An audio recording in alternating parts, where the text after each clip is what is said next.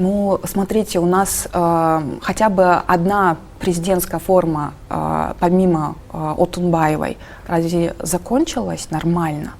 У нас, в принципе, каждый президентский срок заканчивался, если не с кровопролитием, да, то, по крайней мере, который потом дальше спровоцировал это кровопролитие.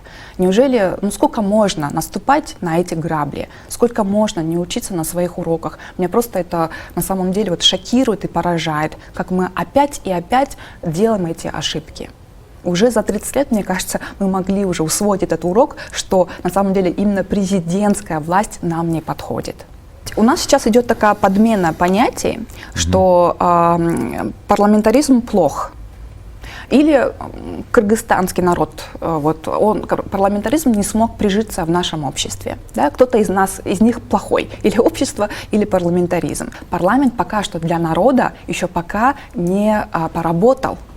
И поэтому сейчас, то есть мы с водой выбрасываем и ребенка, да, на самом деле. И очень это успешно получилось у этих популистов, подменить эти понятия, да, что вот раз вот эти парламентарии плохие, значит и сам парламентаризм тоже плох, он для нас не подходит. Но не учитывается тот факт, что на самом деле при настоящем парламентаризме именно будет стабильность, потому что именно в такой форме вот все элиты с различными взглядами, идеологиями, будь то консервативные, да, взгляды, будь то либеральные взгляды, будь то какие-то, возможно, религиозные взгляды, потому что на сегодня мы действительно имеем такой запрос у общества, иметь какие-то религиозных представителей во власти тоже.